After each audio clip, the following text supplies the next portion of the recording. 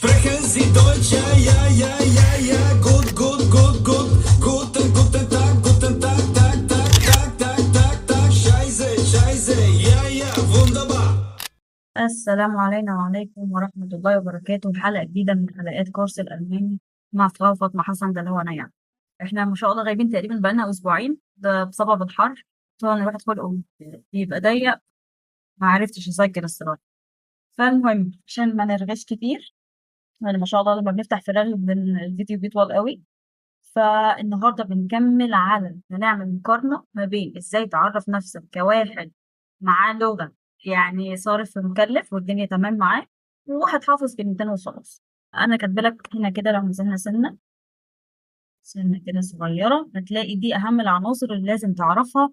لو انت اول مرة تشوف الفيديو فدي اهم العناصر اللي لازم تتكلم عنها او تعرفها او تقولها، يعني في ازاي بشتغل. تمام. هنا بقى احنا مختصرين شويه، يعني انا كاتبه لك المعنى يعني بكلمه واحده. يعني مثلا كلمه بيغوف هتلاقي ليها اكتر من معنى او ليها اكتر من بديل، زي كلمه جوب، زي كلمه اشتغل، دي في الفيديوز اللي فاتت. او ارجع خطوتين لورا عشان تجيب الفيديوهات اللي ايه اللي قبل كده. تمام. عشان تقدر تذاكر الماني كويس وصح برضه هتجيب ورقه وقلم او كراسه دلوقتي، وانا هقول لكم برضه هرجع عيد تاني ازاي تذاكر الماني، اعمله فيديو منفصل وانزله لكم. تمام. تجيب كوبايه شاي بتاعتك، كوبايه رايقه كده، وكراستك وقلمك، وتعالى يلا نكتب الايه المصطلحات دي خلاص المصطلحات انت شفتها. لو انت مشفتهاش قبل كده وزي ما قلت لك ارجع يوتيوب ورا.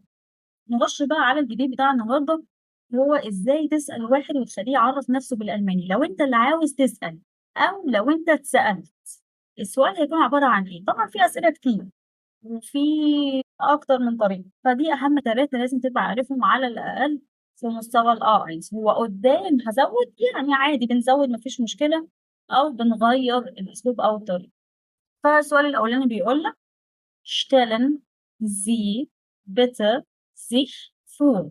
stellen Sie bitte sich vor. عرف نفسك لو سمحت. أو stellen Sie sich bitte vor. مين الصح؟ الاتنين صح، ولكن اللي باللون الأحمر دي هي الأصح كجرامر. طب اللي فوق بتتقال عادي، يعني أنا باسمعها في الUmgangsprache في الامتحان، أو الممتحن بيسأل عادي بالطريقة دي، ما فيش فيها مشكلة. يبقى stellen Sie bitte sich vor صح، stellen Sie sich bitte vor برضه صح، يعني معناها قدّم نفس حضرتك لو سمحت. عشان الناس اللي هتيجي تقول لك قدّم نفسك، أصل نفسك دي هتبقى dich، هتبقى أنت، هي قدّم نفس حضرتك، عشان إحنا مستعملين الصيغ respect. تمام؟ عشان الناس المحنكة الجميلة القمر اللي بتظهر لنا، هُم بيظهروا أكتر في فيسبوك على فكرة، ده اليوتيوب ما شاء الله محترمين يعني، ما بيضايقوناش لغاية دلوقتي، أو لسه عشان الموضوع ما انتشرش لسه جاي قدّام. المهم طبيعي هتلاقي نفسك إنه أنا حاسة نفسي زهقانة، الجو نار، الجو حر ما شاء الله، يعني طبيعي إن أنت تحس نفسك إن إحنا إيه كلنا قرفانين، خصوصًا لو أنت بتشوف الفيديو بقى في وقت حر، فأنت هتحس بالمعاناة اللي إحنا حاسين بيها. المهم السؤال التاني können Sie bitte ein bisschen über sich erzählen؟ لو سمحت هل تستطيع حضرتك أن تكلمني أو تحكي لي شوية عن نفس حضرتك؟ شوف أنا عمّالة أكرر كام حضرتك، هي المفروض الطبيعي زي ما إحنا بنتكلم، يعني ممكن تعرّف أو تقدر لو سمحت تعرّف نفسك، هي المفروض كده. فهي نفس حضرتك عشان استخدام الصيغة respect يعني. شوف أنت عايز تركّبها زي بالعربي وركّبها. تمام. إيه اللي بعده؟ وحاجة تانية مهمة لازم أحفظ الأسئلة، المفروض تعرفها عشان لو اتسألت تبقى فاهم أنت بتتسأل إيه. ولو أنت حبيت إن أنت اللي تتكلم مع حد وتمارس اللغة، يعني تعرف تجاوب السؤال برضه. طيب طريقة تكوين الأسئلة دي لسه هناخدها، يعني هنا ده مثلًا können يعني مضارع verb زي can في الEnglish. can you can you please نفس الفكرة.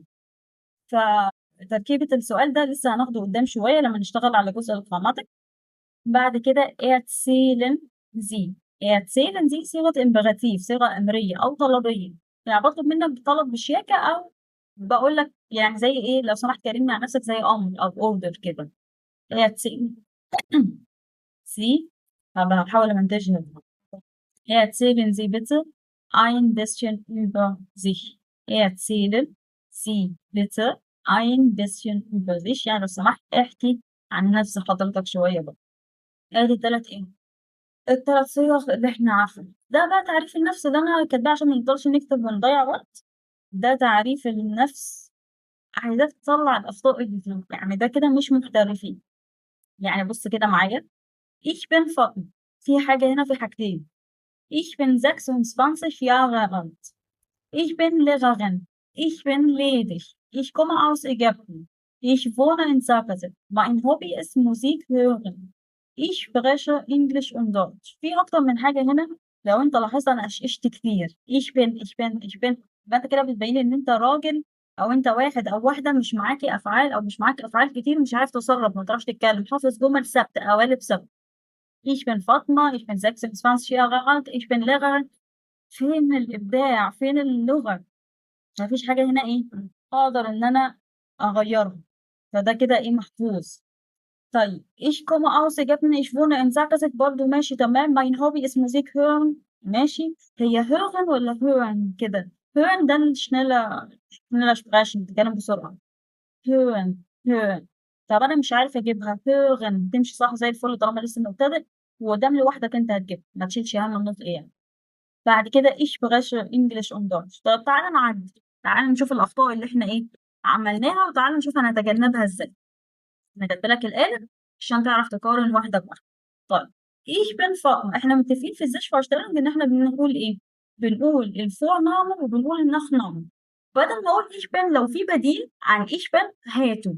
أي حاجة ليها بديل عن ich bin غيره. ليه؟ لأن العمر أنت بتقول ich bin 26 Jahre alt أو عامة قول عمرك لسه هناخد الإيه؟ التراكيب اللي إحنا هنتكلم فيها العائلة دي هقولها لك آخر الفيديو. يبقى العمر مثلا ملوش بديل فما ينفعش إن أنت إيه؟ تبدله. خلاص بدل ich bin فعندك مثلا mein Name ist فاطمة.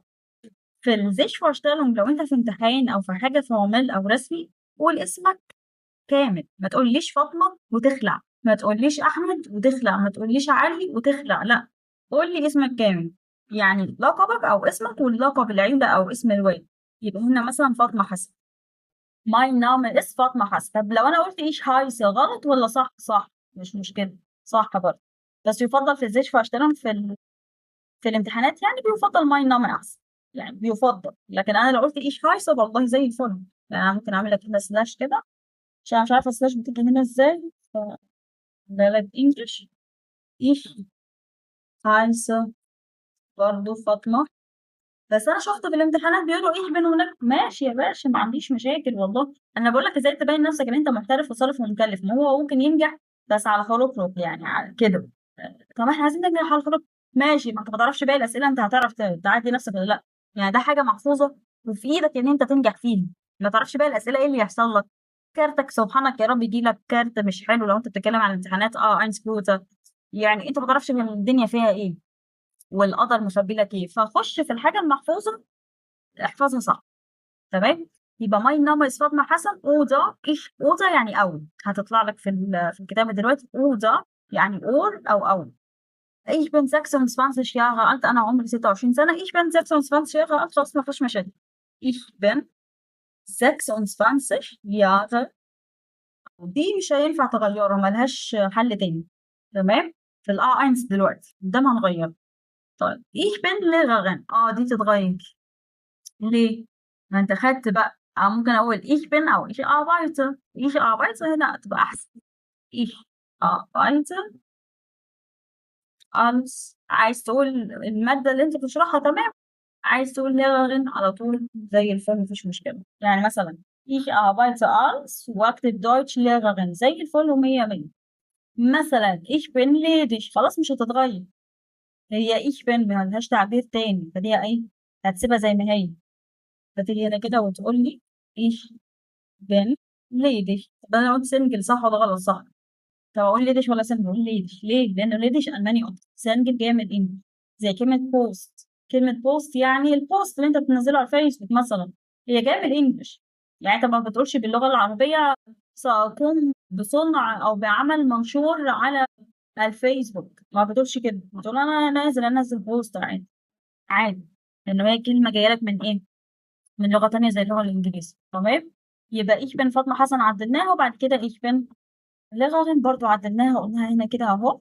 ich arbeite als Lehrerin. طبعا بتختلف من واحد لتاني على حسب وظيفتك. ركب الوظيفة شوف وظيفتك عبارة عن إيه. هنا قلنا my name is فاطمة حسن. هوري لك الحاجات اللي إحنا إيه اشتغلنا عليها وغيرناها وأنت قارن بنفسك شوف مين الأحسن تمام. تمام. ich komme aus Ägypten, ich wohne in Zagreb. زي الفل. هنا كده تنزل سنة. ich komme aus Ägypten und wohne mit meiner Familie. انت عايز تقول فين بالظبط براحتك. تمام. يعني انا مثلا ممكن اقول in Zagreb. ماشي. ich wohne mit meiner Familie in einem kleinen Haus in Zagreb. برضه ماشي. في بيت صغير يعني في الزقازيق. ماشي. عايز تقول Zagreb على طول. ولما تخلص انت يبقى معاك فيرت اكتر او كلمات اكتر او جراماتيك هتعرف تتحكم اكتر. ماشي. انا ليه عامله زي فرشتهم في الاول؟ عشان قدام هغيره. يعني في نهايه انت كامل هغيره لك. تغيري في الطريقه هغير لك، ازود فيرت اكتر، ازود تراكيب اعلى شويه. تمام. يبقى انا لو مشيت لك مثلا زعتك تبقى خفيفه تقول لي المدينه على طول زي الفل. يبقى ich komme aus Ägypten und wohne mit meiner Familie in Zagreb على طول. فزي الفل. يعني بدل ما خليتها متقطعه ich komme ich wohne فقشقشت مرتين، لا خبطتها ايه جمله واحده. تمام. ده كده التعديل الايه اللي بعد كده. وقارن انت بنفسك، شوف اللي يريحك. انا مش فرض عليك حاجه، عشان في ناس تقول لك هو لازم اعمل كده. الناس اللي في الكورس عندي يحبوا قوي يطلعوا نفسهم ان هو ابو العريف. مش عايزه اقول كده، مش عايزه اعمل كده. يا عم انت جاي هتاخد الحاجه زي ما بقولها لك، وانت لازم تعدل. لازم يطلع لنا حاجات بس ماشي.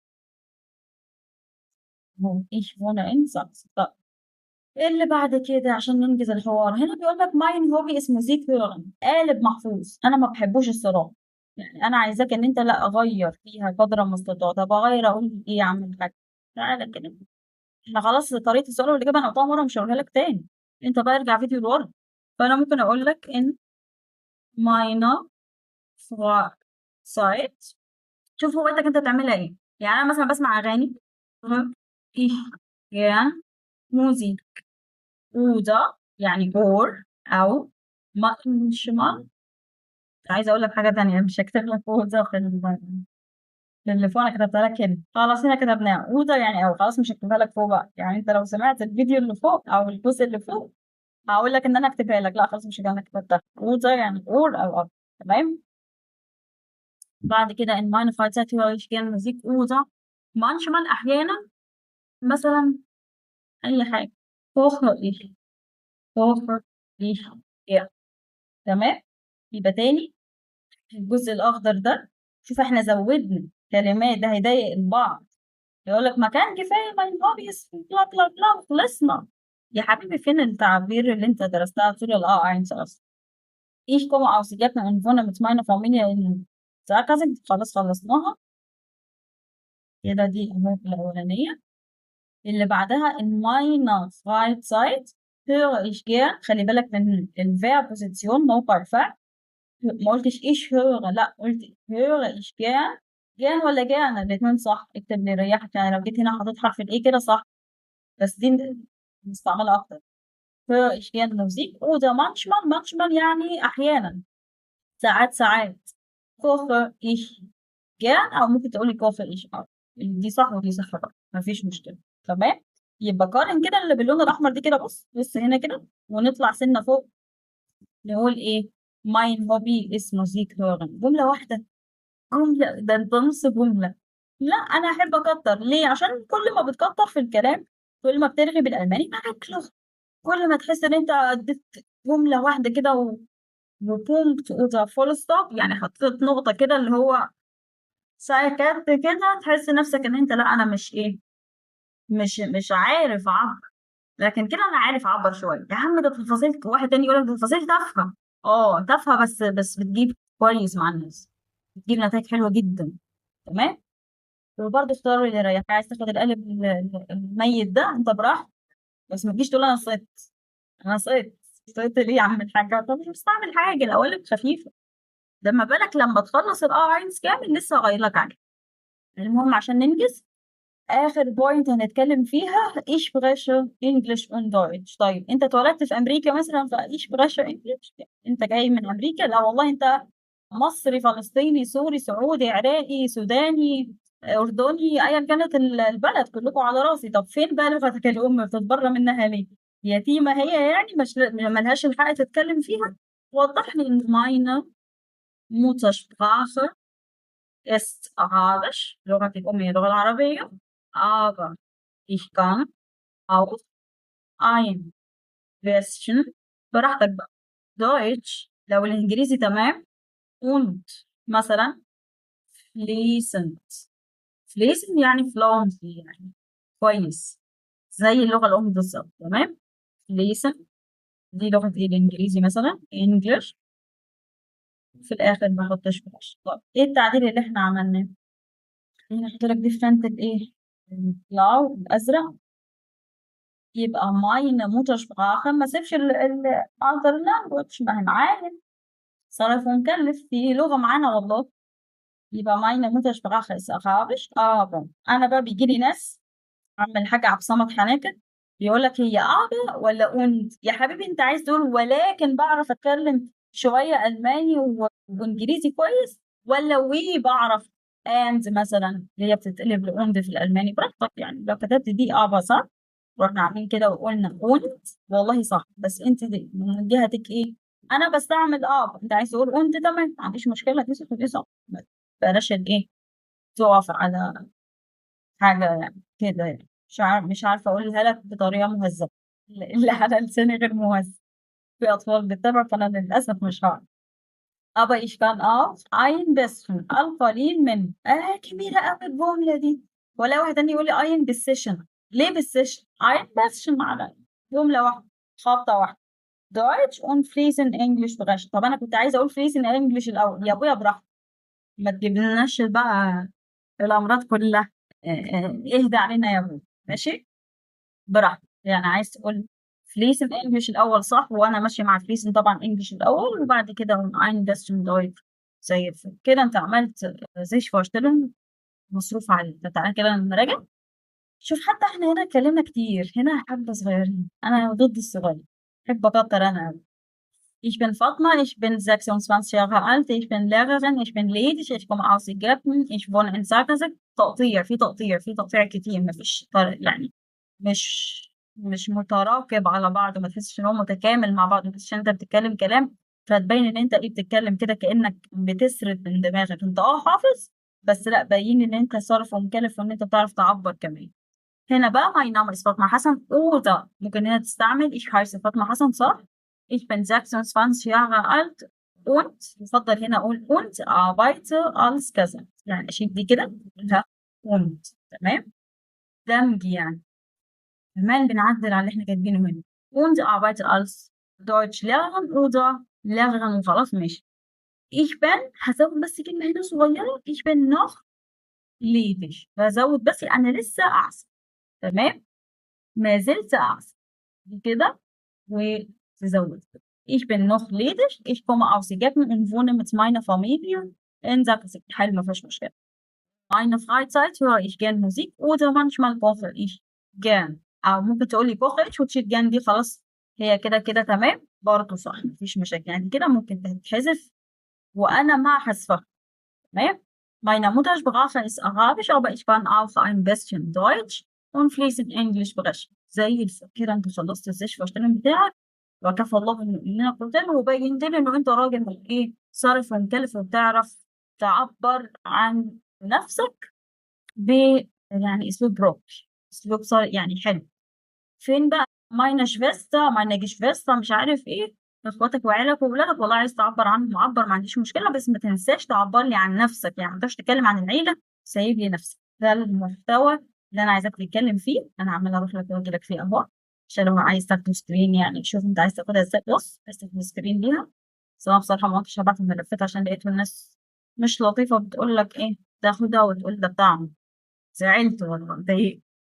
فلا مش هنزله تاني للأسف معايا ولا مع الأسف للأسف مش هنزله تاني. تمام. يعني كده أوضة أهو. نيجي بعد الأوضة ادي لو انت هتاخد التانية في السكرين. شوف بص يعني براحتك. عايز تقعد تكتب يفضل تقعد تكتب وتعمل بالألوانات كده زي كده. احنا خلصنا الجزء الأولاني الزيش فارشتلون. خلصنا كل حاجة في الزيش فارشتلون الحمد لله. هننتقل لمرحلة جديدة ألا وهي مرحلة ايه بقى؟ انا بقول عليها فاميليان فيرت. يعني كلمات كده في الاوبن فيرت او فاميليان فيرت. شوف انت عايز تعبر عنها ازاي براحتك. لانه كلمات فعيله. يعني ايه كلمات فعيله؟ يعني أول حاجة أنت ممكن تكون اللي بيتابعنا مش من مصر، ممكن تكون سوري، فلسطيني، أردني، جزائري، سعودي، كله سوداني، عشان الناس اللي بتزعل ما بقولش كل البلاد، كله بقى. طب فين باقي البلاد؟ كتير في الفيديوز يعني بيبقى عرب، وما بيجيبليش باقي الدول العربية، وأنا بتضايق من الحتة دي. حتى لما كنت طالبة وأروح على فكرة دي سيلف ستادي الألماني، يعني مذاكرة أنا اللي مذاكرة، مفيش حد في الكليات إيه بيشرح لك اللغة صح. لازم تتعب على نفسك وتذاكر اللغة صح لوحدك. فأنا بديلك، أنا عارفة أنت عايز تسأل في إيه، أنا عارفة النقطة اللي أنت واقع فيها، لأن أنا من قبلك كنت واقعة فيها، فأنا هظبطها لك. تمام. فالدول العربية كلها ما بتلاقيش الناس تعبر عنها، فأنا هعبرلك عن الدول الأجنبية والدول العربية في فيديو منفصل. أغلب المهن ما فيش كتير بيتكلم عنها، بنتكلم عنها في فيديو منفصل. اللغات في فيديو منفصل. إيه تاني؟ هشوف الحاجات، الهوايات في فيديو منفصل. آه كده انا بل ما انا افتكر انا هجيب ايه. فكل ده هنعبر عنه في فيديو منفصل، بحيث ان انا ابقى مديلك المفتاح تعرف تستعمل، انا عملت لك عن نفسي. تمام. فهدي لك لو انت عايز تعمل عن نفسك او تعبر عن نفسك او تعمل زي اشتراك عن نفسك هتقول ايه. ده كل حاجه كده في فيديو منفصل لوحدها، عشان ايه؟ الوظائف لوحدها، اللغات لوحدها، البلاد لوحدها، احنا قلنا الوظائف والمهن. طيب الهوايات لوحدها، وهكذا بقى الى اخره. وبعد كده نبدا تخش على جزء المناطق وجزء الاشبريشن. ناقص ايه الاسئله تاني اللي اقدر ان انا ازودها، كانك بالظبط حاضر كورس مدفوع صارف ومكلف ولكن من البيت. تمام. هيفرق الكورس عشان ننجز، هيفرق الكورس ايه عن اليوتيوب؟ الملفات بقى. ان الناس اللي في الكورس المدفوع، يعني انت جاي بتشترك معايا في كورس والكورس هيبقى غالي، هيبقى صارف ومكلف لسببين، او براحتك بقى. اولا ان وانا شغاله برايفت ما عدتش هشتغل جروب تاني، لانه بقيت بتعب مع الناس. الحاجه التانيه انه ادي وقت اكتر للمحتوى ان انا انزله يوتيوب، هو ببلاش عندك اهو، خده وتصرف براحتك كانك بالظبط حاضر الكورس. اللي محتاج ان هو لا انا محتاج تبقي معايا، تمشي معايا خطوه بخطوه، تصححي لي اخطائي، نتكلم على الواتساب، بنعمل تشبيش مع بعض او محادثات conversation يعني على الواتساب مع بعض، ماشي، ما بقولش لا. وانا بحفز ده اكتر. فده ايه، فيه اهتمام اكتر بيك على الكورس المدفوع، على اساس ايه؟ برايفت VIP واضحة يعني. طب عامة الشعب يعني مهملين فيها؟ لا مش مهملين. هو هنا برضه ده بالظبط اللي أنا حتى نفس اللي معايا في الكورس بيقول انت بالظبط نفس اللي هنا بسمعه ايه معاكي، برجع اسمعه تاني على اليوتيوب. والله ما فيش اي حاجة مطبيعة عليك، ولكن اهتمامي بالناس اللي بتبقى في البرايفت على اساس انه في اهتمام بيك اكتر، بشوف نقط ضعفك ايه واشتغل عليها، واشوف المحتوى بتاعك انت ناقصك ايه وبكمله، بشوف يعني بريحك اكتر. واضحه الفكره كده؟ خلصنا عشان ما نطولش. ولو في حاجات هنختزلها على السريع، المهم كده ايه، وصلنا الى الختام. طبعا مش محتاجه اقول لك لو الفيديو عجبك انت لوحدك هتشترك اصلا، مش محتاجين نشحاتك يعني. لو مش عاجبك هنعمل سكيب، لو عجبك دوس اللايك. لو عايز تقوله لحد، ما حدش بيقول حاجه لحد يعني، كله عايز ايه يعمل لنفسه، ودي ايه وطبيعية كتير معانا. فالمهم خلصنا، استنوا الفيديو اللي جاي، وإلى لقاء آخر إن شاء الله.